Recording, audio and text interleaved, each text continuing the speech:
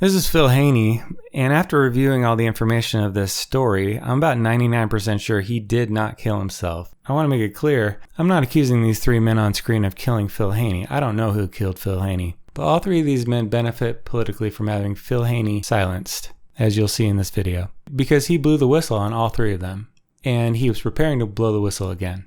So it's something to take seriously because of the suspicious nature of his death. The man in the middle right is the frontman for CARE, Council of American Islamic Relations. I'm just using him as a representative of Muslim groups in the United States. And this is something that Phil Haney was blowing the whistle about. He said, Obama administration is scrubbing the records of Muslims in America that have terror ties. And he's completely ignoring CARE and all these other Muslim groups that are front groups for the Muslim Brotherhood, which we'll get to how extreme they are in a minute, because Phil gave a great speech in 2016 after he was fired. I'm going to show you clips of that speech where he outlines the Muslim Brotherhood and why they are a terrorist group, and why CARE and these other organizations are front groups for the Muslim Brotherhood, and how the Obama administration and Soros and the media covered it up. They're still trying to cover it up. But first, before we get to those video clips, I want to go through some relevant tweets. Paul Speary, a very good reporter, says, breaking: Phil Haney, the DHS, Department of Homeland Security whistleblower found dead Friday with gunshot wound to his chest, had recently applied to DHS, Department of Homeland Security. He was forced into retirement after he blew the whistle on Obama. The Obama administration opened 3 separate investigations on Phil Haney. Took 11 months of his life. They found nothing on him. And this is, again, prosecutorial abuse. This is just like what they did with Mueller to Trump. Try to create smoke and mirrors on somebody. Try to find something to discredit them. They couldn't find anything on Trump. They didn't find anything on Phil Haney either. But Phil Haney just said, okay, fine, I'm just going to retire. I don't need this. You're just going to harass me. And they let him go. And now he's reapplying to the Department of Homeland Security. Now that's news. Now who wouldn't want that to happen? All three of the people I mentioned. Obama, CARE wouldn't want that. Muslim Brotherhood wouldn't want that. And George Soros definitely wouldn't want that, because he's blowing the whistle on all three of them. Phil Haney was found on the side of the highway with a gunshot wound to his chest. That seemed weird. Normally people who kill themselves shoot themselves in the head, and normally when they kill themselves in their home. They don't drive to the side of the freeway, get out, and then shoot themselves in the chest. That is not normal. Not only did he reapply to DHS, this is a tweet from Carrie Pickett. She says, I first met Phil Haney and learned about his story around 8 years ago. Back in November, Phil texted me about plans he had to write a sequel to his book. Not only did he reapply to the DHS, he was going to write a second book. His first book was called See Something, Say Nothing. And of course, I'm sure Obama didn't like that, but he's going to write a second book. Because this is another reason all these groups would not want Phil Haney around. They don't want this information coming out. So 2 motives there. Now going through some tweets from people who knew Phil Haney. Phil Haney was a friend and patriot. He was a target because of all he knew of Islamic terrorist cover-ups. He ensured his life by archiving data that incriminated the highest levels of the Obama administration. Wow. So he archived all his information and he sent it to Congress. So hopefully they have all the information he had, and it didn't die with Phil. But Steve King, representative of Iowa, he's saying he did not kill himself. He doesn't believe it. And Glenn Beck takes it further. He says, whistleblower Phil Haney found dead of self-inflicted gunshot. This is a lie. I know him. There is no way he killed himself. Glenn Beck doesn't believe this. I don't believe it either. He had a book that he was going to start writing. He was going to re-up with the DHS. He was about to be married next month. Some of his friends said he's never been happier. So it seems very unlikely that he would kill himself, and it seems more likely that somebody would want to eliminate Phil so he doesn't speak out. Phil was fluent in Arabic. He knew the Quran back and forth. He knew all these groups. He was a profiler. This is what his job was. So let's see what he says about the Muslim Brotherhood here. Have we seen this icon before? The white words across the middle from the right is Al-Aqwan al-Muslimin on the left, and the yellow printing in the bottom is Wa'idu, which means prepare. Well, what are they preparing for? Preparing to terrify your enemies. According to Malik, In the Quranic concept of war, every tactic and strategy should be designed to do what it says in the Quran, which is turhibuna, which means to terrify your enemy and defeat them. Actually, the word is slaughter them in warfare. That, my friends, is the icon of the Muslim Brotherhood. The word wa'ayuda comes from Quran 860, called Al-Anfal, the spoils of war, the most violent chapter in the entire Quran. So my first rhetorical question would be, why in the world would an elected government form a formal alliance with an organization whose stated purpose, by the way, do you see any exclusion zones in the earth? And what does it imply with the swords? And by the way, what does the Quran imply? What it implies is that that entire strategic and tactical goal represented in this icon is authorized by the Quran. This is the icon of the Muslim Brotherhood, the very same organization that we hear about virtually every day, represented by front groups like Council on American Islamic Relations and Islamic Society of North America and North American Islamic Trust. Okay, so he's saying, look at this logo. It has these swords on it. They have the Quran on top and the entire world.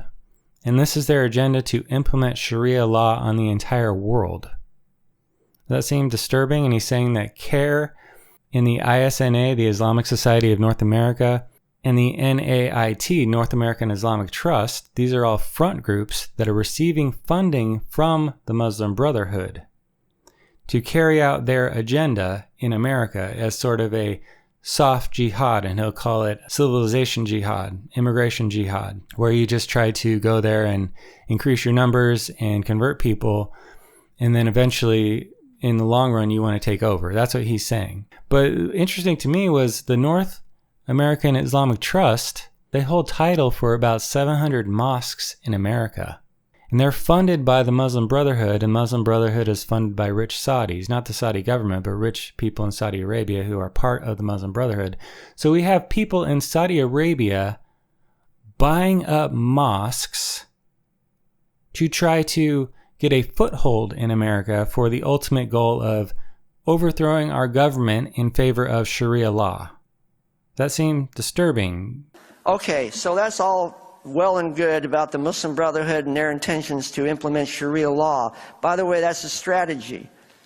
They have a myriad, a spectrum of tactics that they are authorized by the Quran, thus the Quran on the icon, all the way from soft persuasion to intimidation, to coercion, right up to outright violence. So what about now? Well, look up there. C.J. Johnson, Secretary of Homeland Security, just spoke last weekend at the 53rd ISNA conference. That is despite all of the evidence we call the derogatory information that people like myself, who took a vow to protect our country from threat, both foreign and domestic, put into the system, which would take us 15 seconds, maybe 30 tops, fast enough to write ISNA into the system and push the button, and it would all come up. And President Obama and Jay Johnson, I could sit them right there in front of me and show them in that quick a time the derogatory information on the Islamic Society of North America. And my former boss has the obscene hubris to go and meet with these people knowing, because they cannot say that they don't know, who they actually are and what they represent, which is to alter or abolish our form of government. And this was last year. President Obama spoke at it too. Valerie Jarrett spoke at it maybe 2013. They know. That's the point. So he's saying that they all know Jay Johnson. He spoke at the Islamic Society of North America, who they know have ties to the Muslim Brotherhood. They know Muslim Brotherhood's agenda of overthrowing our Constitution. So why would you speak at an event when you know all this information in the database about what their agenda is and who's funding them, the Muslim Brotherhood? Why would you do that? Not just Jay Johnson, Obama himself and Valerie Jarrett. We're going to go into the extent that Muslim groups infiltrated our government in places of influence under the Obama administration. Are the Muslim Brotherhood front groups still involved with training law enforcement officials? They're involved with training law enforcement, yes. They're involved with the Department of Defense. activities. They are involved with the Department of State very actively. They're also involved with the Department of Homeland Security and or giving training to my former colleague, CBP. They're involved in the Department of Justice. They're involved in the Federal Bureau of Investigation. The waters of their activities are lapping at the toes of the executive branch of the government, right up to and including Vice President Pence. They're involved in academia and education, in the interfaith movement. There's no segment of our social political structure that you could throw a dart at and not hit somebody involved with the Muslim Brotherhood. Wow, so he's saying Muslim Brotherhood has its people and front groups in all these different places of influence, affecting law enforcement and Department of Homeland Security. The Muslim Brotherhood, they're going to influence you about security for your country when they want to overthrow your constitution, overthrow your government. But from the very first, this is just days after 9/11, the government, law enforcement agencies were bringing the same cast of characters into positions of influence. You're talking CARE, MPAC, ISNA. And during my time as active duty, I documented 150 meetings that the White House had with either members of the Islamic Society of North America, of MPAC, Muslim Public Affairs Council, or CARE, or any other of several Muslim Brotherhood front groups, which, again, keep it in mind. We're at 2001, maybe you could make an argument that they didn't know, just for the sake of being polite. But after 2008, they have no excuse. That means that everything that happened after the Holy Land Foundation trial was deliberate and intentional on their part, at the risk of the citizens of America. It's an abrogation of duty. It's a high crime and misdemeanor, if not even higher than that. When you know that there's a threat and you fail to identify it, you fail in your duty to protect the citizens from threat, both foreign and domestic. And that's what those of us who took the vow signed up to do. And we take it very seriously. Yeah, so he's saying this is a high crime and misdemeanor. This is an impeachable offense or worse. Treason is what he's implying there, I think. Because that's your job. When you're in law enforcement or an official in government, you have to swear. I swear to protect the Constitution from all forces, foreign and domestic. And Obama had to swear that, and all these other people had to swear that. And meanwhile, they're enabling all these Muslim groups that connect back to the Muslim Brotherhood who wants to replace our Constitution with Sharia law. You can't get more of a direct conflict than that. But by 2008, 105 guilty counts against 5 individuals for support of Hamas was brought forward by the Department of Justice. From that point on, the administration made a conscious and deliberate decision to overlook irrefutable proof in federal court, not to mention the databases that individuals like me work so hard to maintain, and deliberately and intentionally ignored it, and brought these individuals into positions of authority and influence within the administration, which exists to this very day. And rather than just passively ignore it, which they tried to do initially, they took the next step and removed it from the databases. And then to take another step after that, rather than just merely remove it, they came after the subject matter experts like myself and Stephen Coughlin and Matthew Dooley and William Gothrop and John Wandolo and others like us, one or two within each of the agencies of the federal government that by an act of God or fate or coincidence of history found ourselves in a position where we were the designated subject matter experts. And just like in a pyramid, they knocked us off one by one. But you should know another thing about me. I'm a scientist. That means I'm a nerd. And what do nerds do? Nerds write everything down. Just like the Terminator, I have extensive files. And I gave them all to Congress. First of all, they ignored the Department of Homeland Security material that said these people have ties to terrorism. Then they ordered them to scrub them. Then they went after the people who wrote that information into the system. They're completely whitewashing all these very questionable ties. Now we're going to go into the implications of what all this means, the real world negative impact this whitewashing did. In the case of San Bernardino, it was Saeed Farouk and his wife. You had identified that mosque as a place where you believe we should have been paying attention to, correct? There's an entire network of those kind of mosques across the United States. You did your job, and other people did their jobs, and in comes the Obama administration, and they wipe out all the work that could have potentially saved the lives of Americans. Is that a fair statement? Yes, it's a fair statement. Phil Haney says that potentially we could have stopped San Bernardino, we could have stopped Orlando, we could have potentially stopped the Boston bombing. But they forced us to whitewash. They forced us to scrub all these records. And if we had these records, these people might have been picked up and they might have been surveilled. They might have been stopped somewhere along the line. This is not just the Obama administration. Phil's going to talk about more people in the Democrat Party that are involved, including George Soros. Now, these two individuals on either side, only the Lord himself could have put me like a piece of bologna in a bologna sandwich. Farhana Kara on my right, who is Muslim Advocates leader, and on the other side, Richard Cohen, president of the Southern Poverty Law Center. And then we find out that Farhana Kara and Richard Cohen have been receiving money from Soros. This is also a breaking story. Just like my book, everything that I talk about is actually a live story right now. It's happening right in front of us. And now we're starting to find more details of the story as it comes out, that these people have been taking money from progressive leftists to undermine our law enforcement. I call it intruding into the law enforcement arena. And they've done it very effectively. They're merciless, by the way. And here's just some more information how the Soros Foundation et al., the progressive leftists, have been pouring money into the media to alter the coverage and the narrative of their settlement program. Remember what it's called, settlement jihad.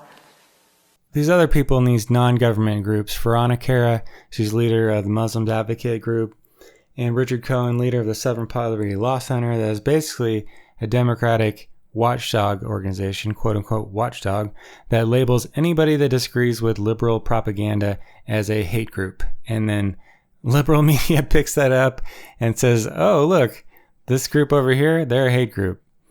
And they're just a normal conservative group. This is the propaganda game to manipulate the public. And then he's saying George Soros is one funding these groups. And we know George Soros has an agenda of a quote-unquote open society. That's the name of one of his large charities, the Open Societies Foundation. He wants socialism or communism, and he wants a one world government with no borders. So how are you going to do that in America? You're going to fund all these propaganda groups, import many people from different countries, from third world countries that are going to vote Democrat because Muslims vote 85% Democrat. You're going to force feed America with all these quote-unquote refugees and illegal immigrants and other immigrants from third world countries that you know are going to vote Democrat, a large majority are going to vote Democrat. You import them into America for the purpose of electing Democrat leaders who will remove the borders, because Democrats basically want open borders. If you listen to any of the debates, they won't outright say it because that wouldn't be popular to say, but basically they want no enforcement of our immigration laws. And they want amnesty for the 20-30 million illegal immigrants that are already here, which would basically give Democrats a huge majority. Then they vote for all these other things to give United Nations more power over us, take away our rights, take away our gun rights, take away our free speech rights, get more power in the hands of oligarchs like George Soros, which is what he wants. This is what they're doing with the immigration. What they did with some of these quote-unquote refugees, they bust them in to normal towns in America and just drop them off. For example, in Rutland, Vermont. How many people know about the case in Rutland? Overnight, what I call parachuting. They're intended to drop the refugees into the middle of Rutland without notifying anyone in the community, other than the mayor perhaps in a close inner circle, what their intentions were, with no intention. I mean, no explanation whatsoever and no accountability. I ask you, my fellow Americans, if this is such a noble cause, then why are they using such deceitful practices to do it? This is just another story in the sequence. This is the live story right now. But it's not the only place in America where it's happening. You go to Sioux Falls, or you go to Emporia, Kansas, Or you go to Grand Rapids, Minnesota. I didn't know there was a Grand Rapids, Minnesota till I went there, but there is one. And this kind of thing is happening all over the country, an abrogation of due process and constitutional principles happening right in front of us. They are aiding and abetting the Muslim Brotherhood's goal of settlement jihad, and it's happening right in front of us. And this is what happened in Minnesota with Ilhan Omar. They dropped tons of Somalian people in her district, and she became one of our representatives, somebody who is an anti-Semite, somebody who has all these very suspicious ties to Muslim groups, because she's tied in with all these groups too. Somebody where she says about 9/11, some people did something, and then when we kill a terrorist in Iran, she's super outraged. So that is the result, and this is what George Soros wants, because somebody like Ilhan Omar is representing his entire agenda of more Muslim immigrants, more illegal immigrants, don't enforce the border. Phil Haney, in this next clip here, he's going to go into how Obama has aided the Muslim Brotherhood in foreign policy. Not just the Muslim Brotherhood, but ISIS and other terrorist groups, actually funding them in their fight against Assad. Not only domestic counterterrorism policy, but also foreign counterterrorism policy. And that, by the way, is still going on today. Can anyone name the 3 subgroups that were opposed to Assad on the ground in Syria that the administration was arming through Benghazi? Al-Qaeda of Iraq, Al-Nusra Front, and the Muslim Brotherhood. And after Judicial Watch FOIA'd those documents and we got to take a look at them, it hit me again, like I said before. No wonder I was in so much trouble all the time. The administration is outreaching to the Muslim Brotherhood not only in domestic capacity, but also in foreign affairs as well. And they certainly can't have subject matter experts in counterterrorism putting records into the system that might cause them problems down the road, because then they may have to be accountable for what they did. So that's why they removed it, for plausible deniability. They're funding terrorist groups. Not only are they aiding Muslim Brotherhood in their activities in America of wanting to overthrow our government, they're aiding the Muslim Brotherhood in Syria. They wanted to overthrow Assad's government. He seems very helpful to the Muslim Brotherhood. And you can see after San Bernardino, did Obama rush to give comfort to people of San Bernardino? By the way, this is right after the San Bernardino attacks. Nobody from the administration went to San Bernardino. The first place they went was to the Adams Center in Washington, D.C. Majid, standing behind him, is one of the top-level members of the Muslim Brotherhood. He's a former ISNA president. We're so off balance here that when crises erupt, the administration rushes to the aid of the Muslim community and doesn't even pay any attention to the families of the people who actually died. So after this terrorist attack in San Bernardino, they don't go to San Bernardino. They have this speech, and they have a man who is in the Muslim Brotherhood behind the speech. Now, the Muslim Brotherhood is not officially recognized as a terrorist organization by America yet, but it is recognized as a terrorist organization by Bahrain, Egypt, Russia, Saudi Arabia, Syria, and the United Arab Emirates. So even countries in the Middle East recognize Muslim Brotherhood as a terrorist organization. And the Egyptian leader came to America last year, and in his meeting he urged President Trump to officially recognize the Muslim Brotherhood as a terrorist organization. Sarah Huckabee even said, yeah, we're attempting to do that. And I guess it's not just a simple process. And the Obama administration brings one of their members to stand behind the podium while they're giving a speech after a terrorist attack. The compass is exactly in the wrong direction.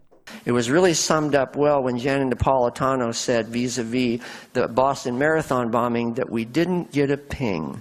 Remember that?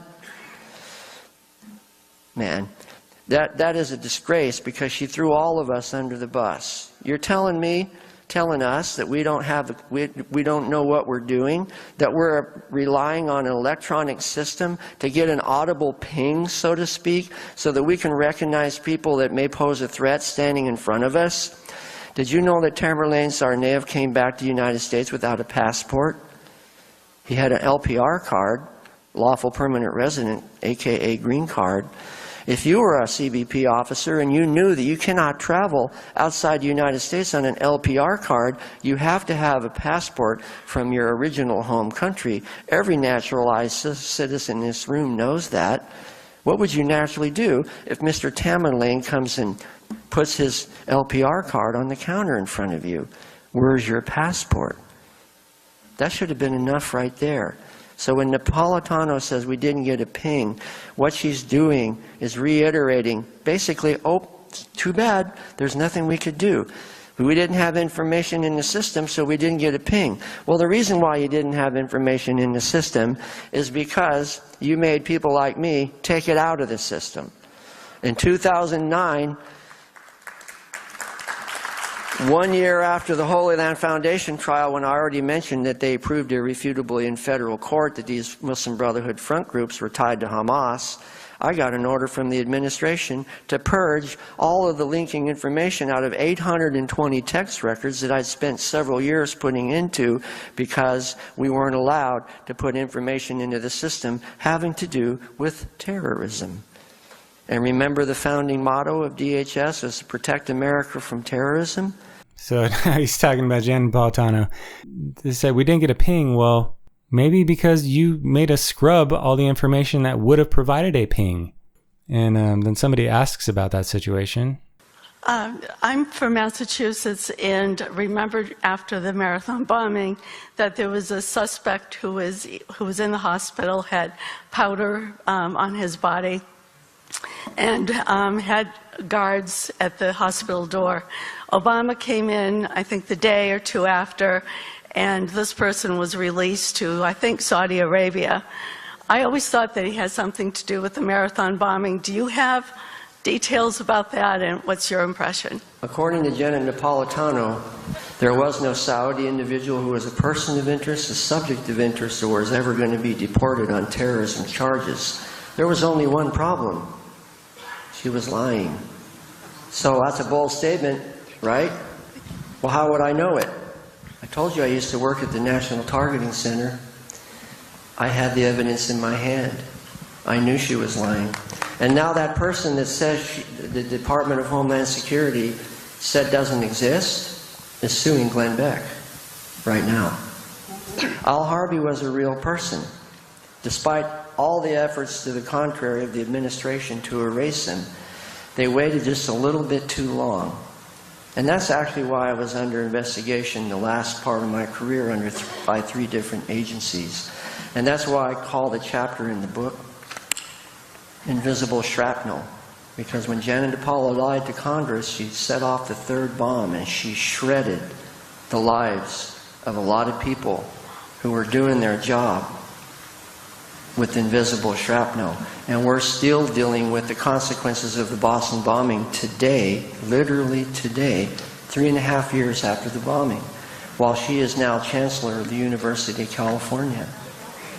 So that's how obscene it is. Plausible deniability. While they watch American citizens suffer detriment through lawsuits or career loss, and maintain plausible deniability because they erased the information, but they waited just a little bit too long to do it because I caught it and I gave it to Congress. Thank you.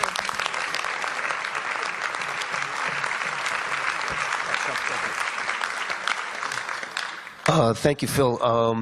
Just one quick question. Have you been in touch with the Trump campaign or vice versa? And is there any possibility of him giving you the mandate if he was to get elected? Sign me up.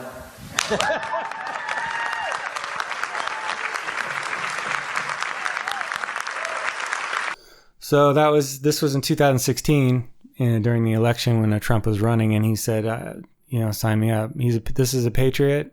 He wanted to go back. He wanted to help his country. He wanted to defeat those people who would want to bring down our country, like the Muslim Brotherhood and these front groups, and the people like George Soros who are funding the destruction of our country. And he was murdered. There's no way that I believe he committed suicide. This man who was committed to America, a true patriot, a Christian man, about to release a book, reapplied with the DHS, about to get married next month. Somebody was involved. I hope we get down to the bottom of it. We need to keep fighting because, like he said, these people are merciless. They will drop tons of refugees in your neighborhood without asking you, and it's all for their own power gain. It's all for their own, they want Sharia law, or George Soros, he wants to take over. For Obama, man, so many backwards decisions that he made. Stay informed, keep fighting, patriots, and I'll catch you on the next video.